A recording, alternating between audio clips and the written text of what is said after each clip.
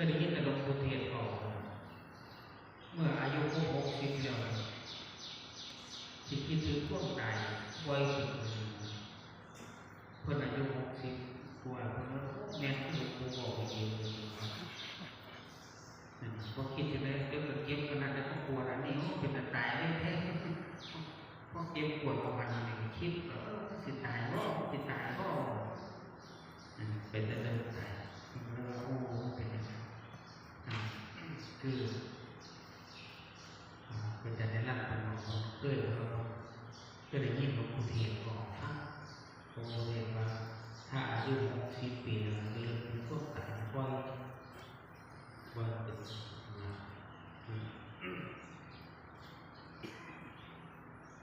เมื่อวันจะเปิด2-3 วันมันเป็นเดือนธนาคารเช่นซื้อมาซื้อเรื่องเด็กเช่นซื้อมาซื้อไปกรรมการไม่ได้เพียงแต่ซื้อมาไล่ซื้อมาก่อนเขียนซื้อเป็นในบ้านเอาไปเป็นตัวคนที่เป็นคนที่ตัวอย่างทำได้ไม่ได้ไปบ้านไม่ได้ไม่ได้เป็นคนละการเดิน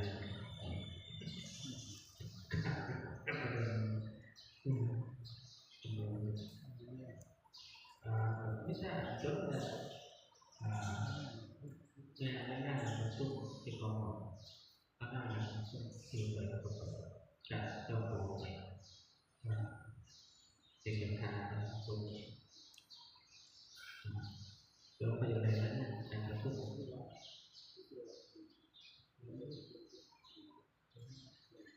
เห็นมันก็เห็นว่าบางไปที่บอกทางเราเจ็ดแบบนี้เราจะว่าตอนเราเจ็ดข้ามเราบอกเจ็ดข้ามการเบิกจากคนที่จริงจะเบิกมาโยกสองคือในคนหนึ่งเลย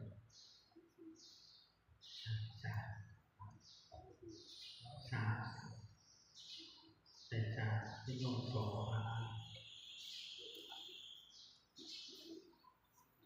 เป็นกรณีแบบก็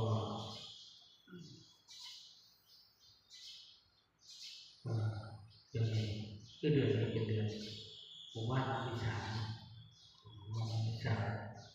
เป็นเรื่องเกิดของนักที่นี่ขายวันเกิดเราสมบูรณ์ของนักที่นี่แต่วันที่17ขายวันเกิดของตาสินทรัพย์แต่เราจะไปคือเราลงมาคือไปเป็นตั้งใจขนาดนั้นไปแต่เราเป็นกัลยาณมิตรกันก็คือไปมาหาสู่กันอาจารย์ไปจะเขาเลยจะเดินทางไปด้วยจะทำกับอยู่เป็นวันที่12แบบนั้นตัวเรียนกับเด็กรวมถึงวันที่12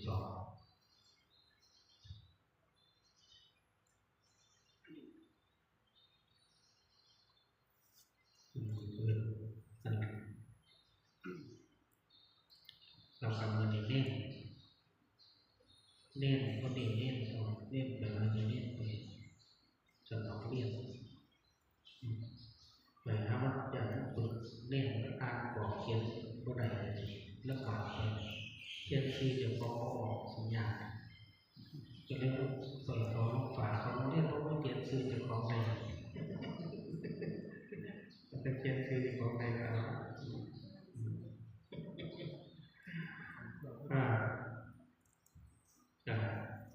คือแบบติดต่อเรียนแบบ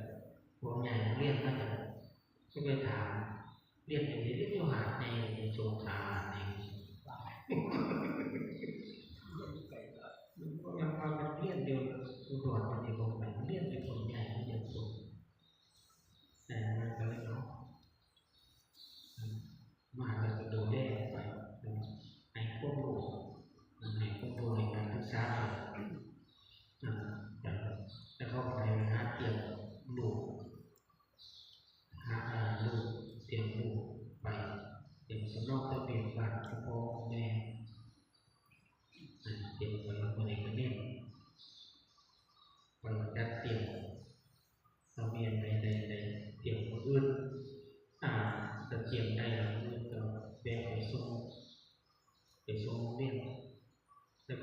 เดียว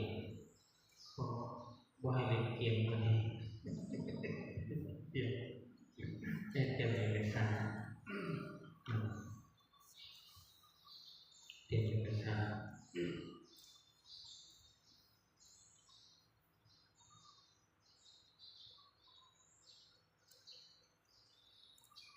พอดีจะ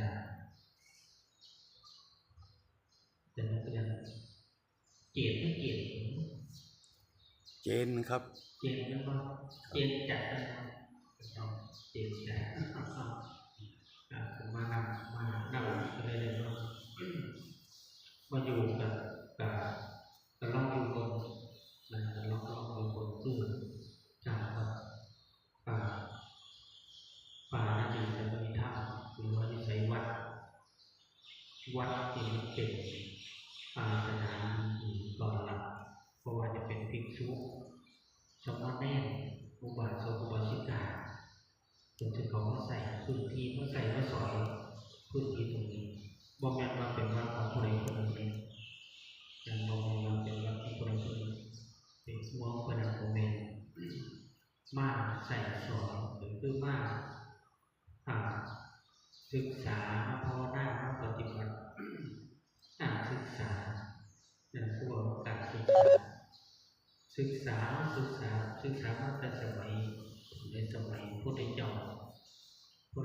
ศึกษาต้นเทียนในบอกผู้ฟังก็ศึกษาคือศึกษาธรรมศึกษาไปปฏิบัติธรรมการบอกการคุยกันคือการศึกษาแล้วผู้บาอาจารย์ศึกษาแล้วหมู่คณะนั่นแหละเพราะมันมาแล้วผู้บาอาจารย์อย่างเดียวหมู่คณะกับสามารถผู้ทำเป็นท่านใดบรรลุท่านใดก็เป็นเพราะมันมาผู้ที่บรรลุท่านใดผู้ขอในนั้นต้องบวชมาหลายพรรษาต้องเป็นมหาอะไรนี้ถ้าการปฏิบัติธรรมบอกเพื่อคนที่เรียนเวลากับคนทำอะไรจริงเข้าใจในการปฏิบัติธรรมจริงๆเลยคือเขาให้เรื่องคิดเรื่องใจเลยในการศึกษาหรือมองวัดทั้งมองวัดคิดวัดใจของมองดวงคิดดวงใจบอกกันว่ามองดวงใจของมือเล่นมองดวงใจของถ้าดวงใจของมันเห็นว่าจะของมีตั้งผู้นั้นหักผู้นั้นเป็นคนเราคิดช้าผู้นั้น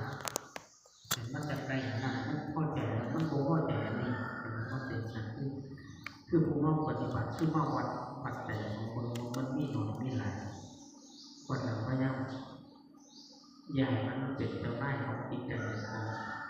ในเรื่องการไปบอกในศึกษาในคุยกับผู้บริจาคเขามาวัดจิตวัดใจของโมเมนต์มากเพลงเล่นผู้อื่นวันไม่จับเพลงผู้อื่นยังไงคือการมาวัดจิตวัดใจของ